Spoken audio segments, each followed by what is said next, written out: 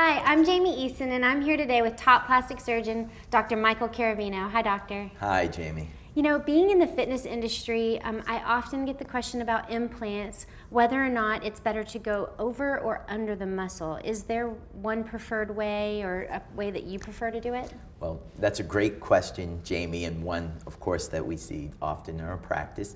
And the short answer to that is there is not one particular way that is preferred. Okay. It really depends on the individual. It depends on the anatomy.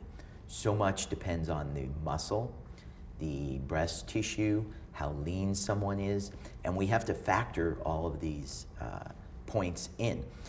The basic concept of putting the implant under the muscle was the idea of getting more coverage over the implant, right? And especially in the days when we were using saline type implants, you want coverage because there tends to be wrinkling if someone's too lean and they have a saline implant on top of the muscle. So there's many good things about an implant being under the muscle. However, in some instances, particularly very fit people, the muscle may not cooperate. The muscle may be too forceful or in a position that it's not allowing the implants to come close enough and look nice. Now, does that have to do with your sternum too, however wide that is? Absolutely. So much has to do with an individual's anatomy, how wide the bone is, where the muscle inserts, where the muscle sits in relation to the implant. So in some cases, we'll have a girl who would do great with the implant underneath the muscle and look good. In other instances, it's just not going to work. So we've had to tailor this to the individual, and it's often a tough decision. Now, with the silicone implants of today, we've been able to make this choice more freely because the silicone implants have much less chance of wrinkling. They look very natural. So what's great about this is in fitness people, in many instances, we are now opting to put the implant on over the muscle. That's great. And getting great results. So basically, we tailor it to the individual. We figure out what's best for you.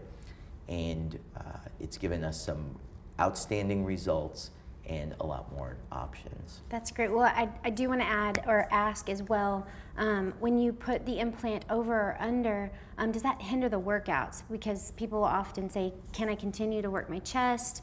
I know when you do a pull-up, you really pull a lot in that area. So Right, great question.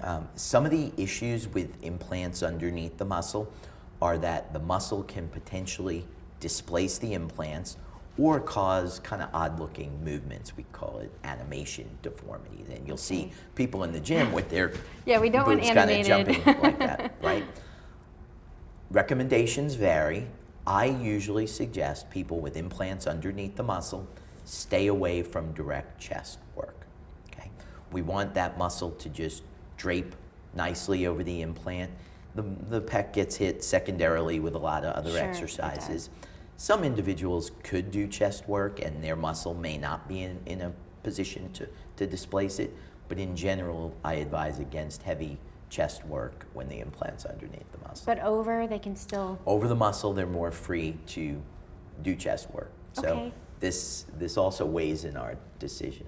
You answered everything that I've been wanting to know about that, so thank you. Very good. Thank you guys for watching. I hope this was some useful information. If you'd like more, please check out thebodydoc.com.